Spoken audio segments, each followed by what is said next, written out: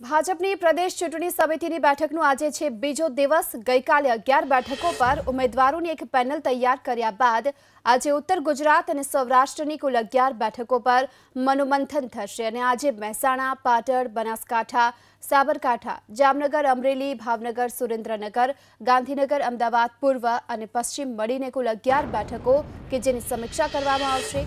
બેઠકમાં ગાંધીનગર બેઠક પર કેટલી દાવેદારી નોંધાઈ છે તેના પર સૌની નજર મંડાયેલી છે, કારણ કે સેન્સની પ્રક્રિયામાં ભાજપના કાર્યકર્તાઓએ અમિત શાહને ચૂંટણી લડાવવાની માંગ કરી તો કેટલાક કાર્યકર્તાઓએ આનંદીબેન પટેલ અથવા તો તેઓ કહે તેને ટિકિટ આપવાની માંગ કરી ચૂક્યા છે।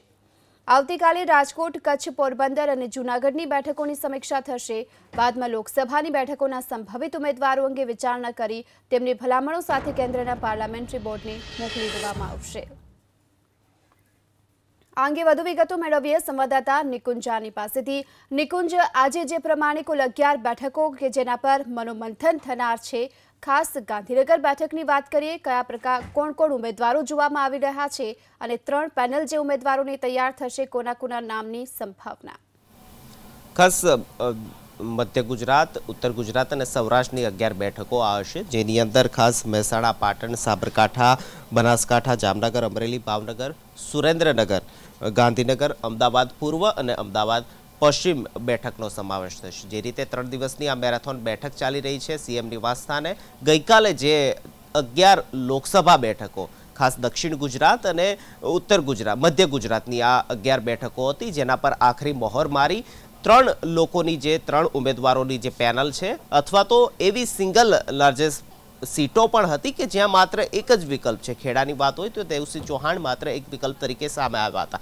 તે જ રીતે આજે 11 બેઠકો પર મનોમંથન થશે, જેની અંદર સૌરાષ્ટ્રની બેઠકનો સમાવેશ છે, મધ્ય ગુજરાતની બેઠકનો સમાવેશ છે અને ઉત્તર ગુજરાતની બેઠકનો સમાવેશ છે। આજે પણ 3 પેનલ બનાવવાની કોશિશ કરવામાં આવશે, પરંતુ જે બેઠકો પર એક જ ઉમેદવાર પ્રભાવિત હશે તેના એક નામ હશે, 2 ઉમેદવાર પ્રભાવિત હશે તેના 2 નામ હશે અને મેક્સિમમ 3 લોકોની જે પેનલ છે તે બનાવશે। આ પછી કેન્દ્રીય પાર્લામેન્ટરી બોર્ડ જે છે તેને મોકલવામાં આવશે। પરંતુ આજે પણ 11 વાગે મુખ્યમંત્રી નિવાસસ્થાને આ બેઠક શરૂઆત થશે। સ્ટેટ પાર્લામેન્ટરી બોર્ડના મુખ્ય હોદ્દેદારો, જેની અંદર તેઓ સમાવેશ છે તેવા મુખ્યમંત્રી, નાયબ મુખ્યમંત્રી, પ્રદેશ પ્રમુખ, સંગઠનના હોદ્દેદારો સહિત 19 લોકોની આ કોર ટીમ માનવામાં આવે છે કે જે આખરી સ્ટેટ લેવલની પસંદગી કરતી હોય છે। 3 લોકોના નામોનો સુઝાવ છે તે પ્રદેશથી લઈને નેશનલ કક્ષાએ આપતી હોય છે, ત્યાંથી આખરી નામોની પસંદગી થતી હોય છે। આજે પણ 11 વાગે આ બેઠકની શરૂઆત થશે, જેની અંદર 11 લોકસભા બેઠકો બાબતે મનોમંથન થશે અને આખરી યાદી ગુજરાતથી